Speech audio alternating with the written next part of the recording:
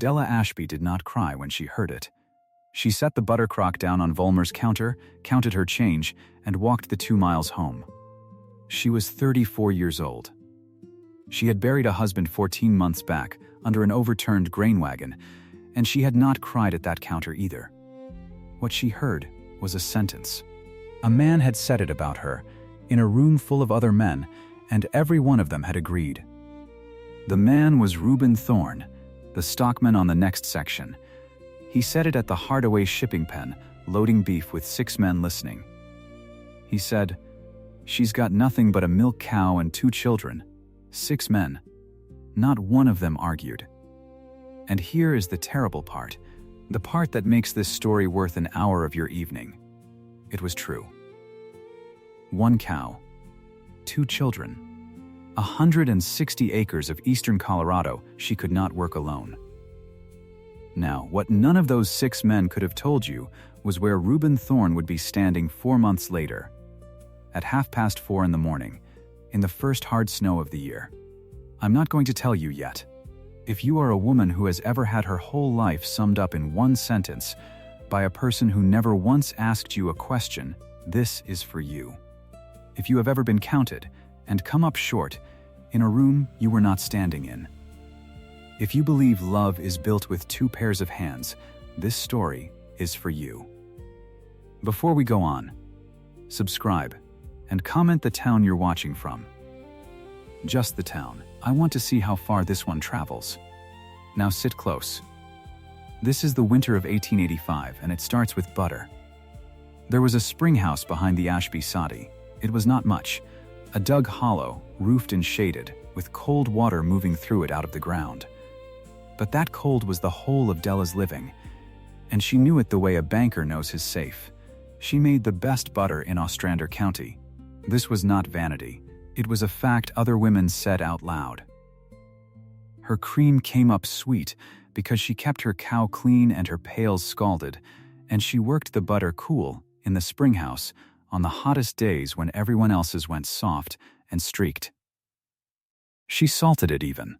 She wrapped it in cloth and pressed it into the crock, and she carried it the 2 miles to Vollmer's store in the town of Kern.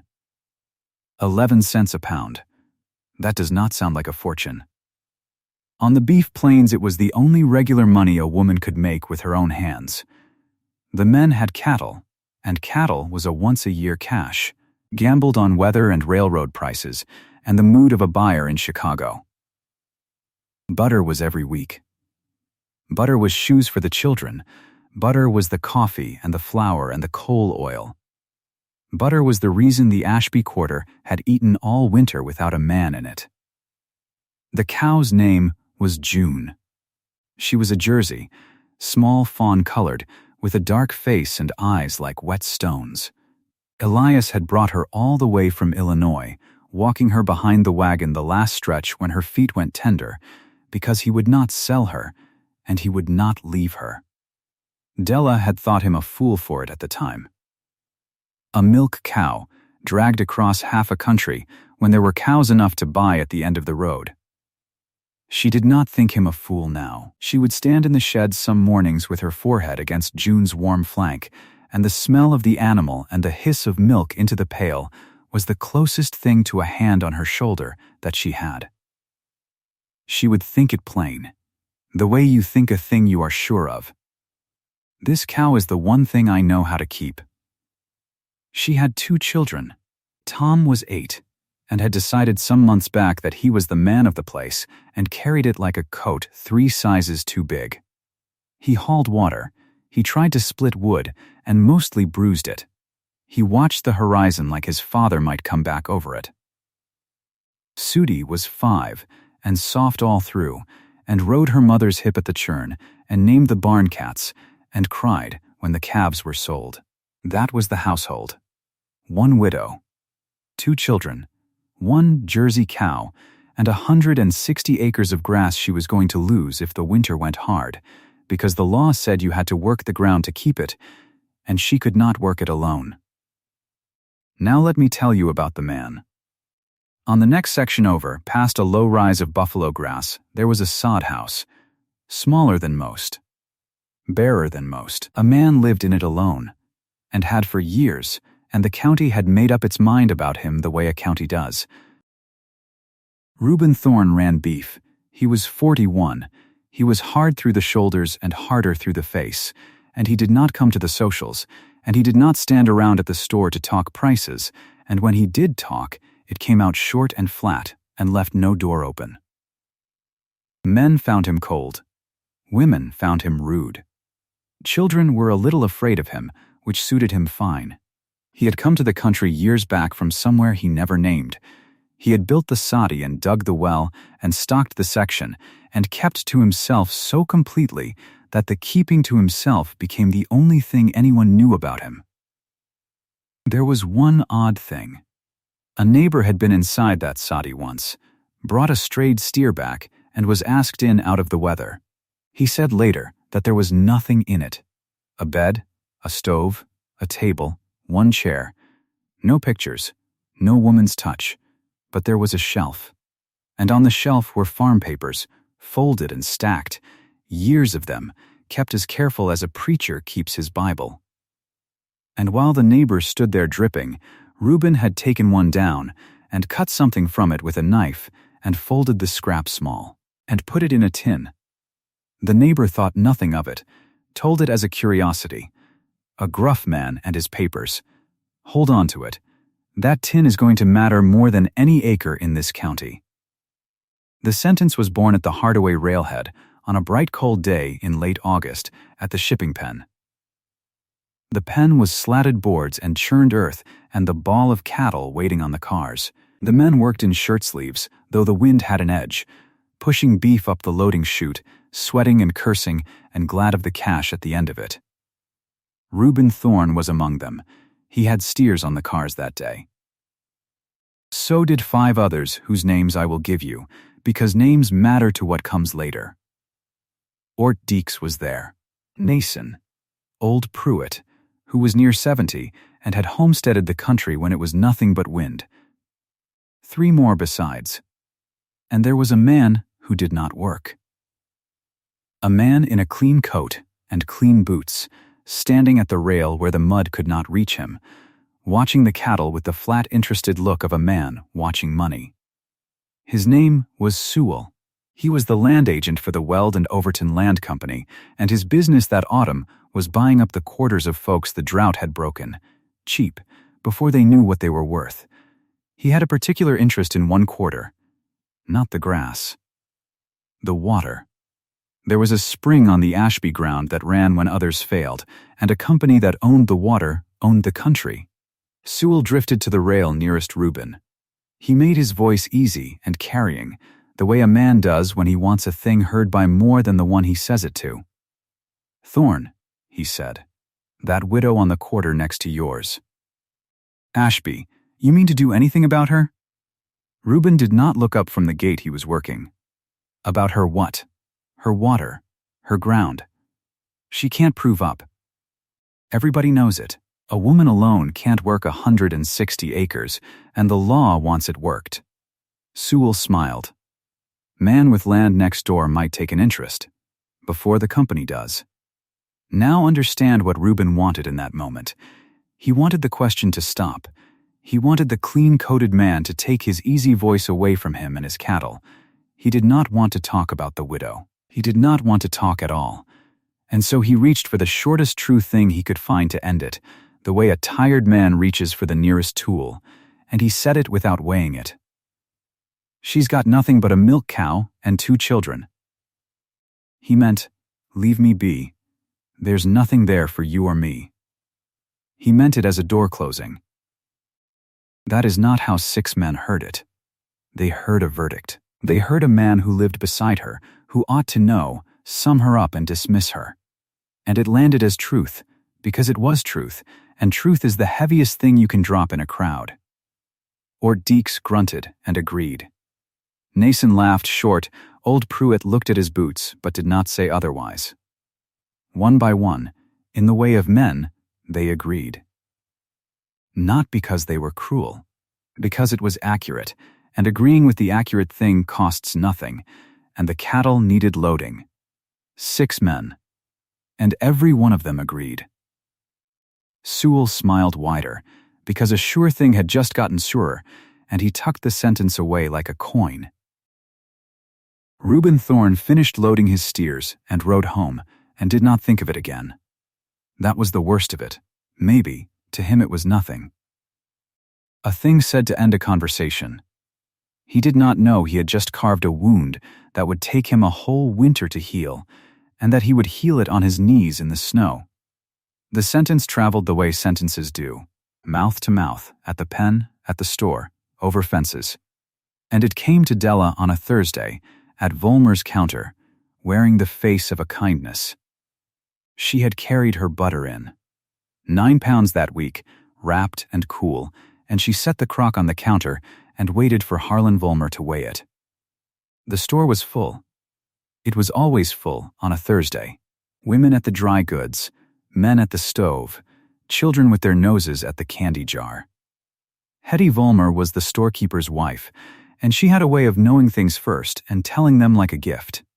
She came around the counter, with her hands folded and her face arranged into sorrow, and she put her hand on Della's arm. "Della," she said, "I don't know as I should tell you, but I'd want to be told, if it were me." The store did not go quiet all at once. It went quiet the way a pond goes still, from the middle out, as first one and then another stopped to listen. "Tell me what," Della said. "It's just the men at the Hardaway pen. When they were shipping." Hetty lowered her voice, which made everyone lean in. "That Thorne, your neighbor, Mr. Sewell asked him about you, and he said, well, he said you've got nothing but a milk cow and 2 children." She pressed Della's arm. "In front of 6 men. And they all agreed with him. I thought you'd want to know what's being said, so you're not caught unawares." There it was out, in the full store at the counter, with the butter still unweighed between them, and here is the thing you have to understand. The reason it went in like a knife. It was not a lie. Della could not stand there and say he was wrong. She had a milk cow. She had 2 children. She had the acres and no hands to work them. He had described her the way you'd describe a heifer at auction, sound in these ways, wanting in those, and every word of it would weigh out true. You can armor yourself against a lie. There is nothing to hold up against the truth, said cruelly. Della felt the whole store on her. She felt the women's eyes soften with the particular pity that is 1 part sorrow and 2 parts relief that it is not them. She felt Hetty's warm hand on her arm, kind as a trap. She did not cry. She reached up and lifted Hetty's hand off her arm, gently, the way you move a child's hand off a hot stove. She turned to Harlan and said, "Weigh it, please." He weighed it. 9 pounds and a little over, 99 cents. He counted it into her palm in silver and copper, and his ears were red, because Harlan Vollmer had his own hopes about Della and did not like to see her struck. She counted the change herself, after him, coin by coin, into her closed hand. Not because she doubted the count, because it gave her something to do with her face while the store watched. Then she picked up her empty crock, and she said, "Thank you, Harlan," and she walked out. 2 miles. In the wind. She did not hurry, and she did not slow. At her own gate she stopped. June was in the near lot, cropping the short grass, her dark jersey face swinging up at the sound of the latch. Della stood at the gate and looked at the cow a long moment. She said nothing. That silence is where this whole story lives. Remember it. The pity had a shape, and the shape had a man's clean coat. Sewell came the next week. He came the way a buzzard comes, patient, circling first. He tied his horse at her gate and took off his hat and admired the springhouse and the fat little jersey and the 2 children peering from the door, and then he told her, kindly, that the country was hard on a woman alone. "You can't prove up, Mrs. Ashby," he said. "I say it as a friend. The law wants the ground broke and worked, and you can't break it. Come spring, the land office will see bare grass and no crop and no man, and they'll say you never made it a home. You'll lose it for nothing." He turned his hat in his hands. "Let the company buy it now, before the winter decides it for you. A fair price, enough to start you somewhere gentler, where a widow isn't asked to do a man's work." She knew what the spring was worth to him, though he never named it. She knew a fair price meant the price that was fair to Weld and Overton. "No," she said. He was not troubled. A patient man never is. "Winter's long," he said, and put his hat back on, and rode off to circle again. There was a second offer, and it wore a kinder face, and it cut in its own way. Harlan Vollmer came calling on a Sunday in his good coat, with his hair wet-combed. Harlan was decent. That was the trouble with Harlan.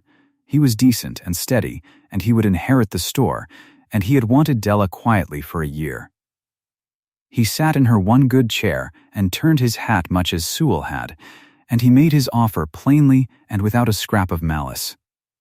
"Marry me, Della," he said. "You and the children come to town. You'd never carry butter 2 miles in the wind again. You'd never worry over a proving update or a land agent. Tom would go to the town school. Sudie would grow up gentle. You'd be safe." He looked at her earnestly. "I'd be good to you. You know I would." And she did know it.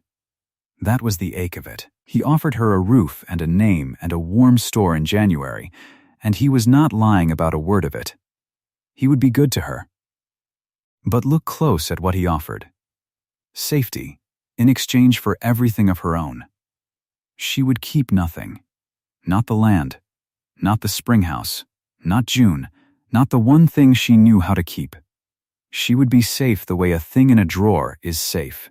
And he called it love, and believed it, and could not see that he was offering her a smaller version of the same sentence the other man had spoken, that she was nothing on her own, and had best be taken in. "No, Harlan," she said, as gently as she'd lifted Hetty's hand from her arm. "You're a good man. The answer is no." He took it well, which was like him, and left the door open, which was also like him. And Della stood in her yard between the two offers, the cold one and the kind one, and turned them both down, and put her whole winter on 9 pounds of butter a week. Then the weather turned. It came early that year, a hard gray edge on the wind by the first week of September, geese going over in the night, the grass curing brown. And in the middle of that turning, the thing happened that no butter money could have planned for. June freshened. She dropped a calf, a wet little bull calf, on a cold, bright morning, and stood over it licking, and her bag came in heavy with the rich first milk. Della's heart lifted at the sight. A freshened cow was a full pail and a full crock and a paid debt. The whole winter looked, for 2 days, like it would hold. 2 days. On the second night June would not come to the shed. Della found her down in the lot, folded onto her side in the frost, her head curling back toward her flank in a way no living cow should bend. Her eyes were dull. Her breath came slow. When Della pushed at her, she could not rise. Her legs would not answer. Milk fever. Some of you on the plains know the word and the terror in it. It comes on a good cow right after she freshens. The strongest cows worst of all, the deep milkers, the Jerseys. Something in the freshening pulls the strength out of them all at once, and they go down, and they cannot get up, and, most times in that country in that year, they died on the ground where they fell. Nobody knew why. Nobody knew what to do. You sat with them, and you watched the milk and the money and the winter drain out onto the frozen dirt.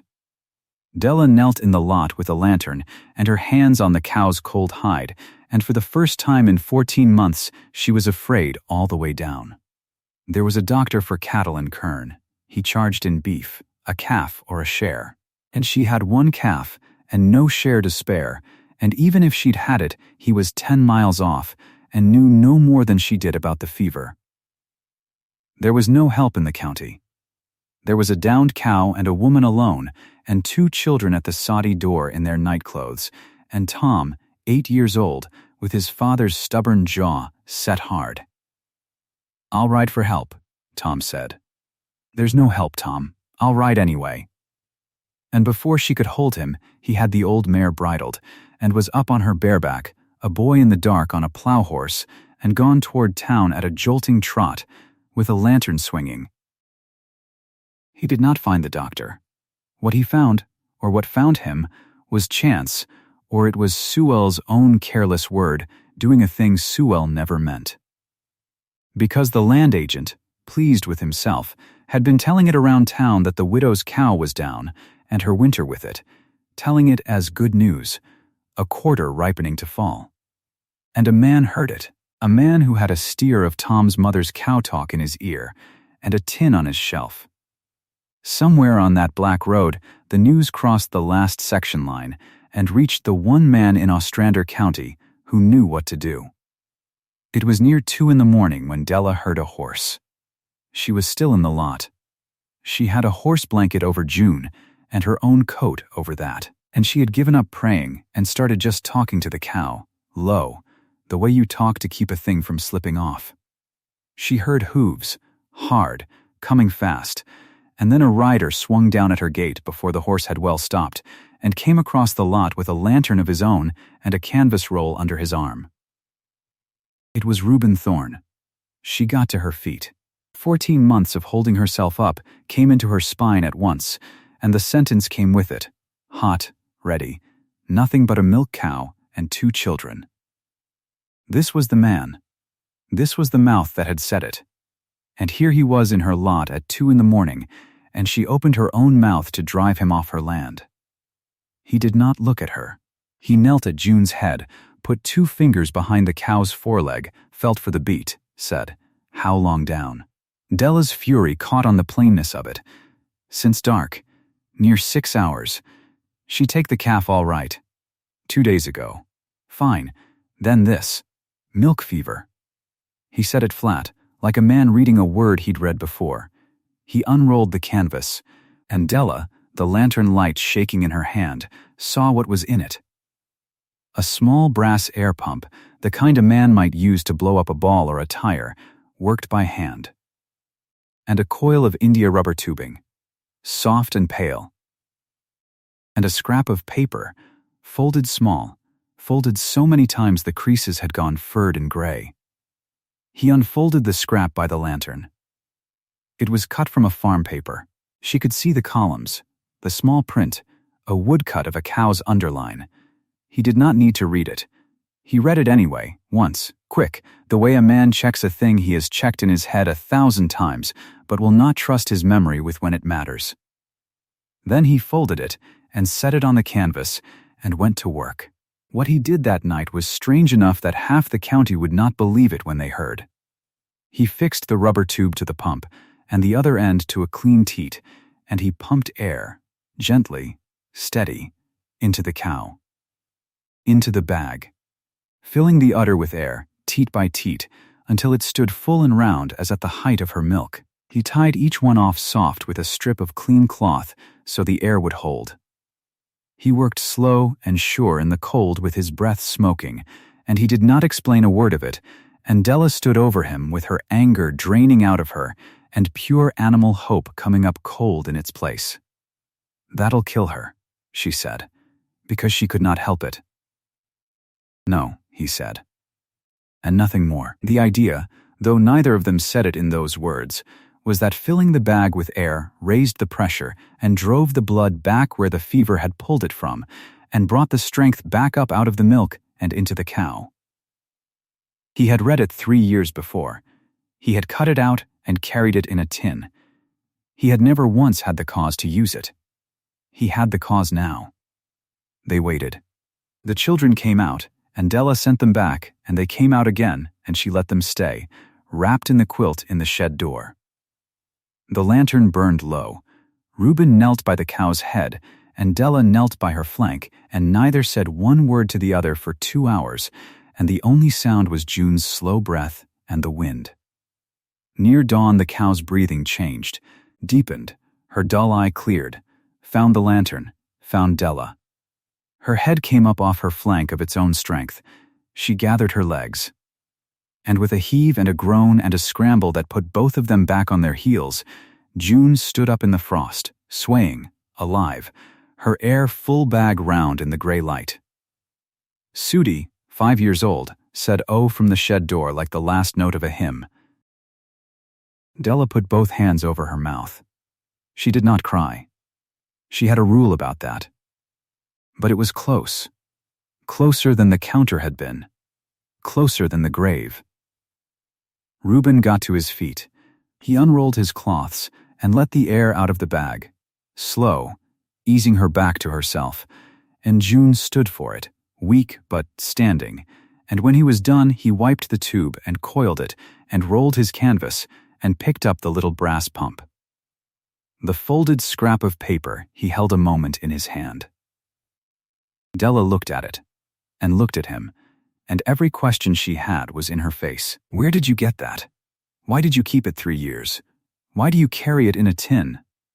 What kind of man cuts a cure from a paper for a thing he does not own and packs it across the years against a night he cannot know is coming?" He did not answer any of it. He folded the scrap once more and put it away inside his coat, over the chest, and he touched his hat brim to no one in particular. And he walked to his horse in the first light and rode home to milk his own beef and start his own day, having lost a night's sleep to a cow that a week before he had called the whole of a woman's worth. He left before she could thank him. That was on purpose. He would not stand there and be thanked. He also, Della thought bitterly, watching him go small against the dawn, left before she could curse him, which she had also fully meant to do. And there it was. The thing that made her want to throw the crock across the yard. The man who had stood at the Hardaway pen and said she was nothing but a milk cow and 2 children, that man, and no other man, had ridden through the black hours and saved the cow. Her living.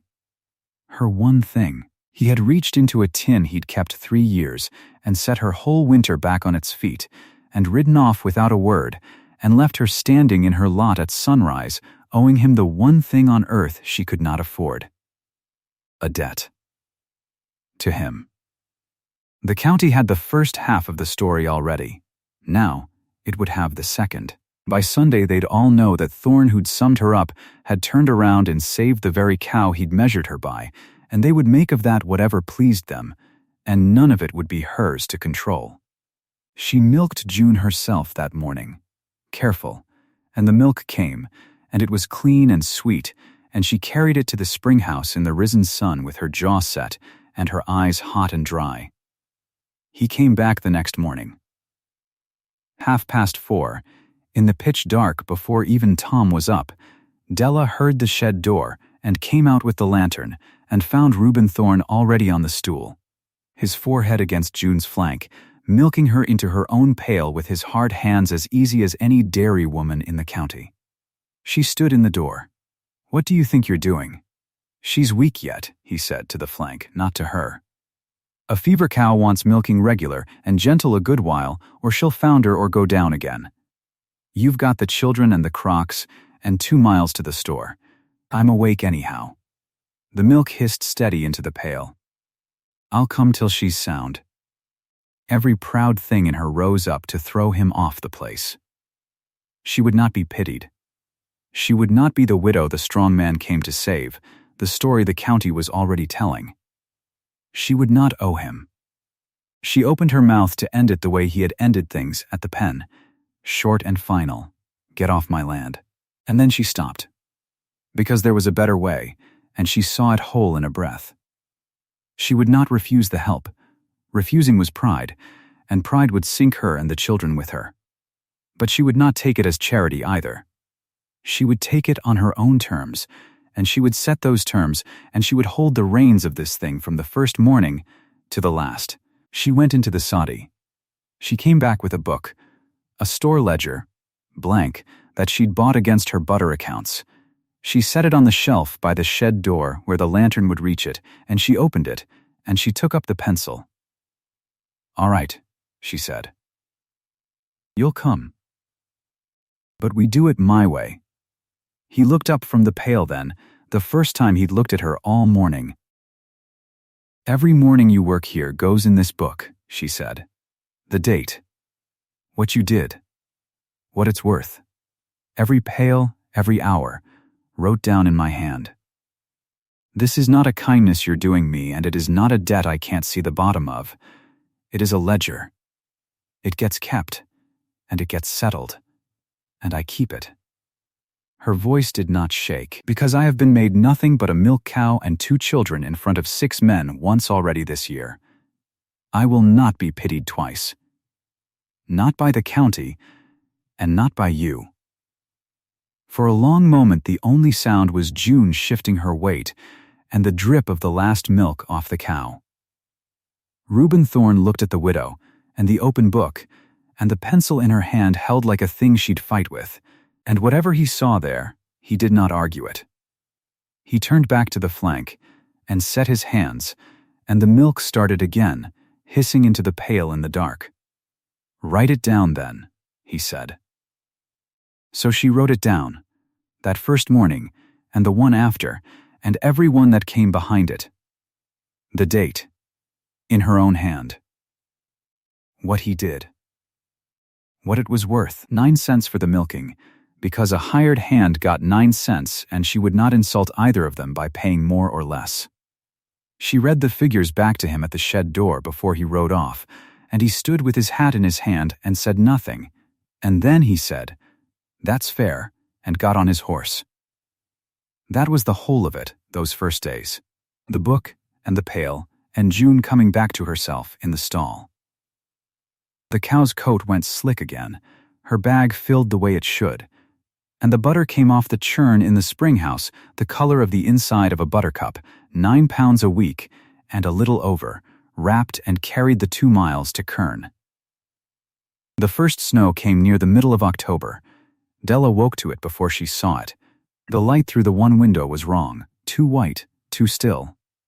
She went to the shed with the lantern, and there was Reuben Thorne already, on the stool, his breath and the cow's breath hanging in the cold, the snow banked against the north sill. "You didn't have to come in this," she said. "Cow don't know it's snowing," he said, and kept milking. She stood in the doorway and watched. He scrubbed the pail when he was done. She had not asked him to. He worked it with snow and a rag until the tin shone, and he set it upside down on the rail to dry, the way a careful woman would, and she filed that away without knowing yet what drawer it went in. He drank his coffee black. She learned that the second week, when the cold got mean enough that she brought a cup out to him without asking. He took it, both hands around it, and drank it standing, looking at the cow, and gave the cup back empty. He never came in. She noticed he never ate a bite at her place. Rode home hungry, she guessed, 10 miles of it some mornings before his own stock got their hay. She noticed that too, and she wrote none of it in the book. Because there was no column for it. The shed door had hung wrong since Elias died.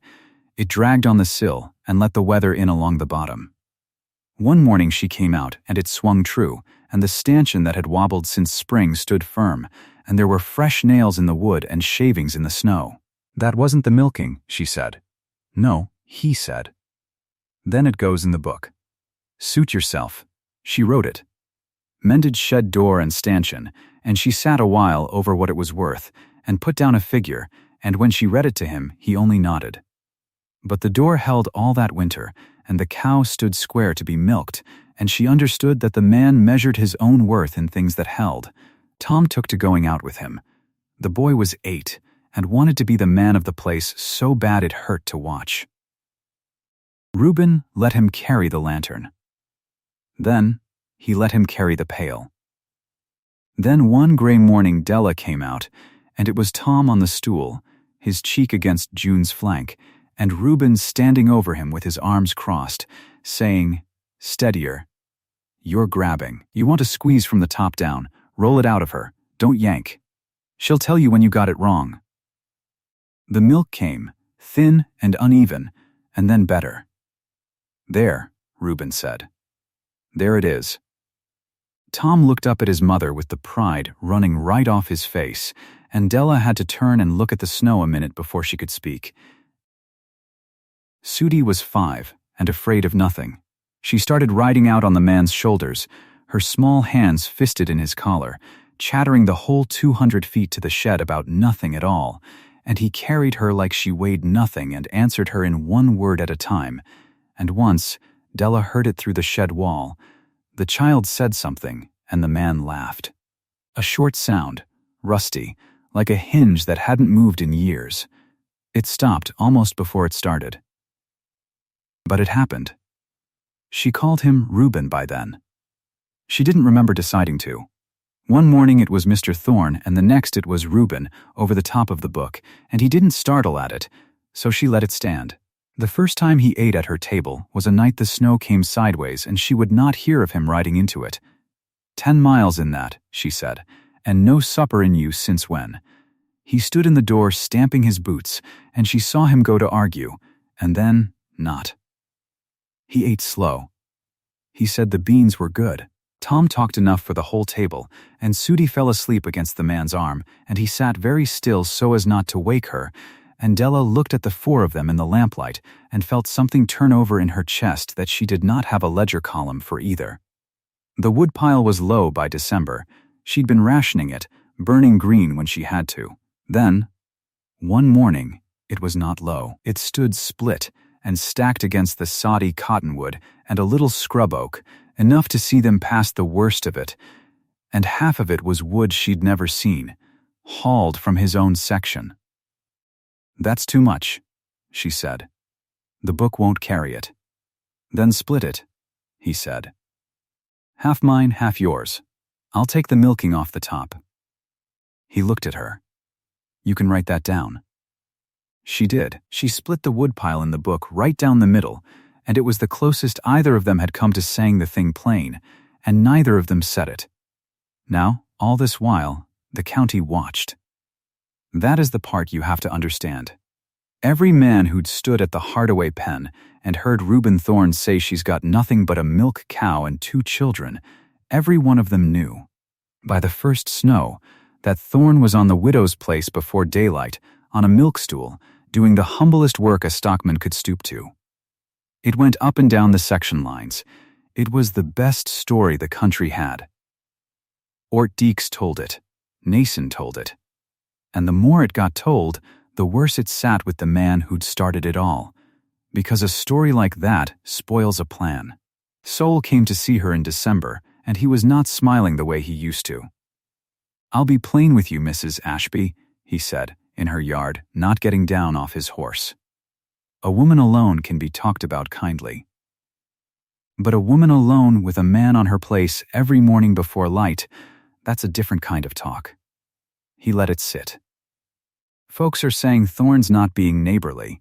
Folks are saying he's after the quarter, the spring, that he means to marry the water and the woman comes with it. And you know what land's worth on that spring." He gathered his reins. "I'd hate to see you give it away for a milk stool and a warm look. My offer stands. Cash, before the spring thaw makes fools of us both." She did not answer him.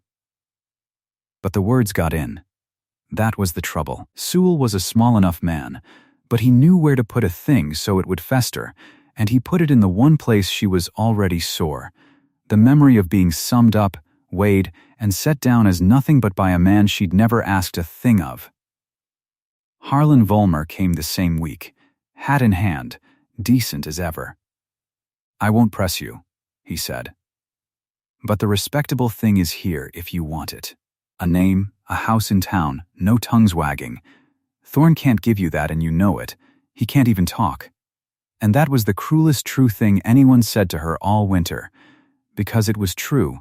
The man could not talk, had never once told her why, and a woman cannot warm her hands at a silence. So, she asked him. She'd meant to do it gentle. It didn't come out gentle. It was late, the children down, and he'd stayed to see a sick calf of hers through a rough hour, and they were in the shed with the lantern between them. "Why do you do it?" she said. "And don't say the cow don't know it's snowing." Why does a man ride 10 miles in the dark to milk another person's cow all winter and never once say why?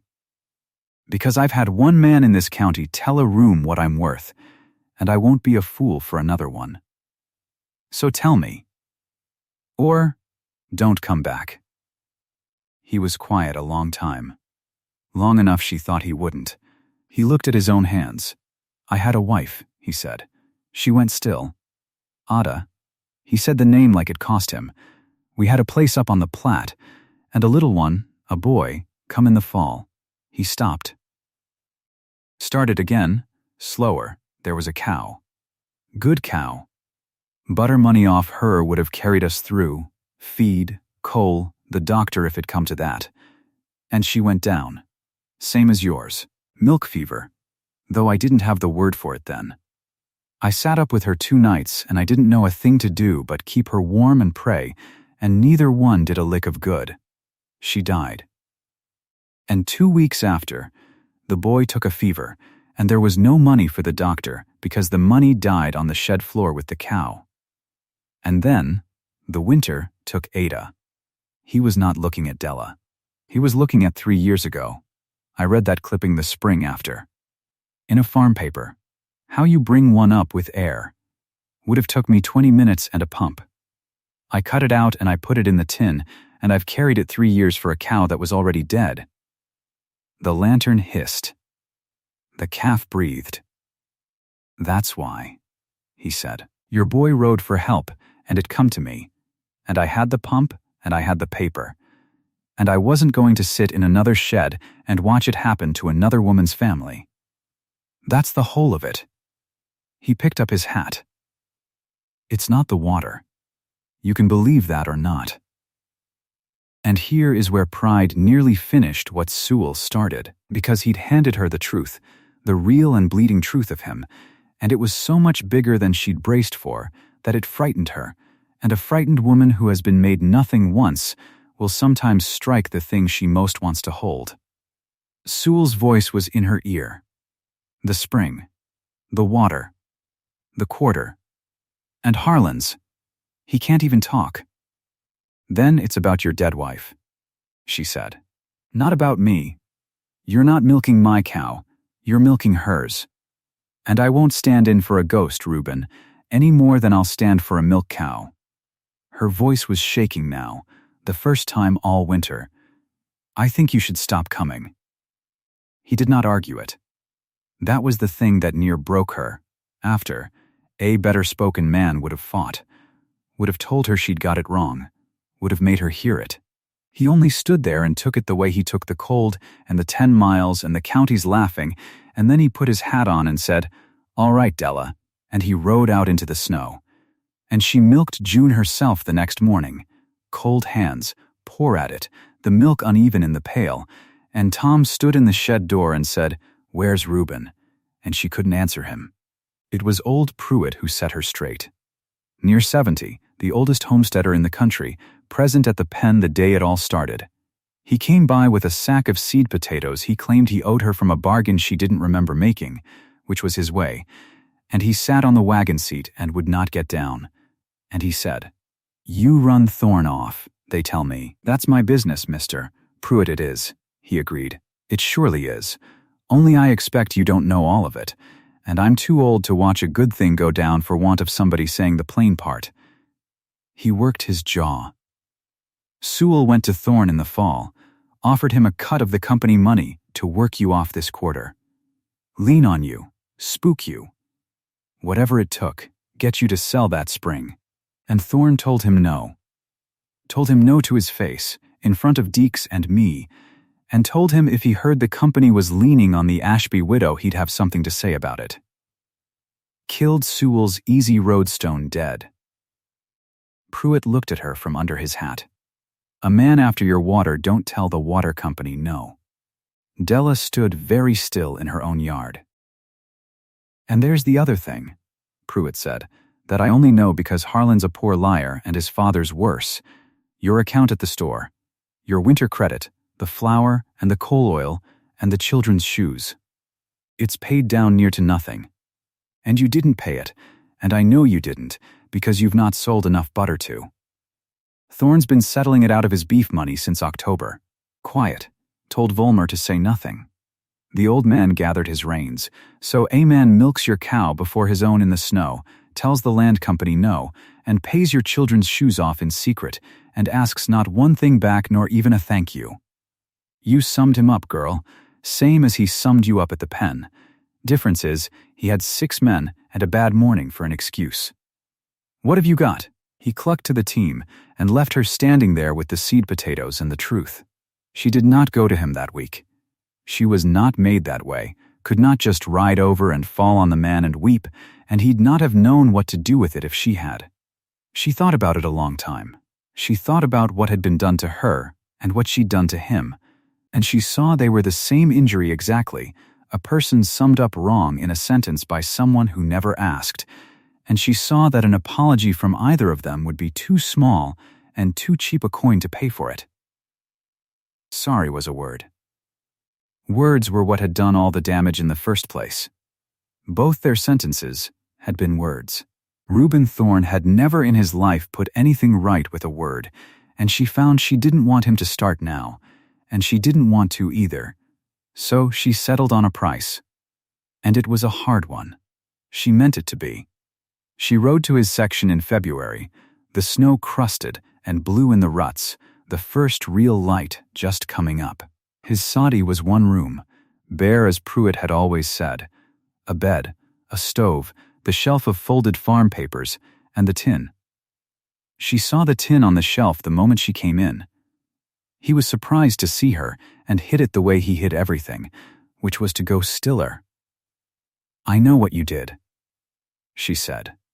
She stayed by the door. Sewell, the store. All of it. Pruitt told me. You should have told me yourself, but you're not a man who tells, so here we are. She made herself say the next part level. I wronged you. I know it, and I'm not going to say sorry, because sorry's a word, and you and I have both been ruined by a sentence, and I won't fix one sentence with another one. She took a breath. So this is the price. This is what it costs to make it right with me. He waited. He was good at waiting. You said a thing about me in front of 6 men, she said, at the Hardaway pen, and every man in this county heard it and agreed. Now every man in this county knows you've been on my milk stool since September. So you'll say the second thing where you said the first. At the pen. In front of as many of those 6 as can be got there. You'll say what that cow is worth. 9 pounds of butter a week, 11 cents a pound, a family's whole winter. And you'll say you've milked her every morning before your own stock since the snow came. And you'll say you were wrong about the woman that owns her. You'll say it out loud, in that place, to those men. That's the price. That's what squares us. She'd braced for him to argue it, to go stiff and cold and closed the way he did, to make her drag it out of him. He didn't wait for her to finish. I'll say it, he said. 4 words. Before she'd got the whole speech out, and there was something in the plain fast way he said it, no flinch, no bargain, glad of the chance, that she heard, standing in that cold bare room, for exactly what it was. It wasn't a man agreeing to a punishment. It was a man saying yes to her. She heard the proposal in it clear as a bell, though neither of them would ever have called it that, and she saw by his face that he knew she'd heard it, and that was as near as the 2 of them would ever come to the word. And it was near enough. Word went round the country the way it does. Thorne had something to say at the Hardaway pen, and it wasn't about beef. They gathered in the cold. Cattle in the pen, breath smoking off the whole yard, the chute rails rimed with frost. Ort Deeks came. Nason came, who'd laughed the loudest the first time. Old Pruitt came and stood at the front. 2 of the other 3 came, and word had reached the rest. Sewell was there, off to the side on his horse, because a land agent goes where the county goes, and he did not yet know he'd come to watch his own finish. Della stood at the edge of it, near the rails, with Tom beside her. She had not come to perform for any of them. She'd come to see it done, Reuben Thorne climbed up on the bottom rail of the chute so they could see him, and took off his hat, and did not clear his throat or work up to it. He just said it. "Most of you were standing right here last fall," he said, "when I said the Ashby widow had nothing but a milk cow and 2 children. I want to tell you what a milk cow's worth. Nobody moved. She's a Jersey. She gives 9 pounds of butter a week and a little over. That's 11 cents a pound at Vollmer's. That's a family's coal and flour and the children's shoes and the tax on the ground. Clear through a Colorado winter, off 1 animal and a woman's 2 hands in a springhouse. That's not nothing. That's the difference between proving up and going under, and there's not a man here could do it. I couldn't do it. But she does it. And did it alone after her man died under that grain wagon 14 months back." His voice didn't rise. He wasn't a man who could make it ring. He just laid the words down one after another like fence posts. "That cow went down with milk fever in September. And I've been on her since. Every morning before my own stock. 10 miles there in the dark, and 10 back. In the snow, on a milk stool. And I'd do it again tomorrow." He turned his hat in his hands. "I said she had nothing. I was wrong. She's got more than any man standing here, and I knew it the whole time I was saying different, and I said it anyway, because a man named Sewell wanted her water, and I wanted the question to go away.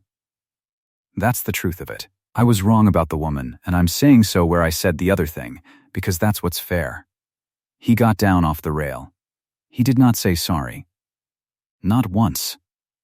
Della had known he wouldn't, and had not asked him to. The doing was the sorry.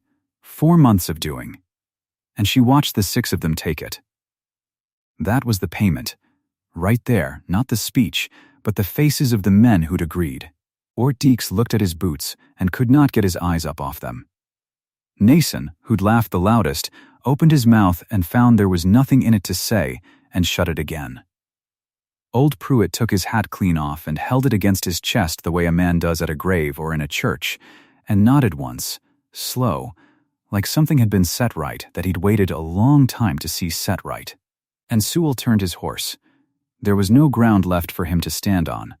He'd sold the county a story that the milking was a land grab, and the man had just stood on a chute rail and knocked it flat, and every face in the yard was doing the arithmetic on who Sewell was and what he'd tried.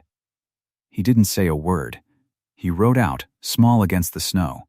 And the country did not watch him go, because the country was watching Reuben Thorne climb down off the rail and put his hat back on. Della did not go to Reuben in front of them. She'd not perform it for the men who'd made her performance in the first place. But when the yard broke up, she was standing at the rails.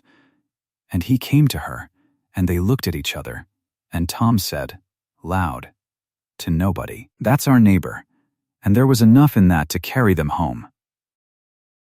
The land company's offer withdrew itself, the way a thing does when its road is closed. In the spring, Della made final proof on the quarter. The ground had been worked, Reuben's plow and Reuben's hands through the last of the winter into the mud of the thaw, and Tom's too, the boy taking his rows serious, and the requirement was met, and the papers were in order, and the store debt stood clear on Vollmer's books. She rode to the land office in Kern and signed her name where they told her, and the patent to the 160 acres was entered in the register in her own name. Della Ashby. Not Sewell's company, not any man's, hers, and the spring that fed the springhouse, that Sewell had wanted so bad, ran cold and clear onto her own ground and would as long as she lived. Spring came on the way it does out there, all at once and green. June had her calf at heel in the good grass, both of them slick and fat. The springhouse ran cold over the crocks. The butter came off gold and firm, 9 pounds a week and better now, and Della wrapped it at the counter of her own kitchen with Sudie handing her the cloths. There were 2 milk stools in the shed now. That was the plainest way to say it, and it was the way Reuben would have said it if he said anything, which he mostly didn't. 2 stools, and 2 pairs of hands at the work, morning and evening, and he ate at her table every night, and did not ride 10 miles home hungry anymore, because he was already home. The book was still on the shelf by the shed door. She still kept it. But the columns had gone strange. You can't keep a ledger on a man who's stopped being on one side of it, and one day she just stopped adding it up. And neither of them mentioned that either. She was at Vollmer's in late spring with a crock on the counter, counting her change, when Hetty Vollmer leaned in the way she did, all soft concern, and started in on how folks were saying, how it was talked about, how a woman couldn't be too careful what was thought of her. Della counted her change. She stacked the coins and put them in her pocket. Then she looked up at Hetty Vollmer, the same woman who'd handed her a sentence across this same counter as a kindness a year before, and she said, "Mild as milk, you can tell them what he's got now. Same thing I always had." And she picked up her empty crock and walked the 2 miles home, and the sun was on the new grass the whole way. He told 6 men she was nothing but a milk cow and 2 children, and then he spent the winter milking it, in the dark, before his own work, and told those same 6 men to their faces that he'd been wrong. That's how a woman on the beef plains learned the difference between what a man says and what a man's hands will do, and learned to trust the hands and let the words come slow, or not at all. If a pair of working hands ever said more to you than any speech ever did, tell me the town you're watching from. I'd like to know how far this one travels.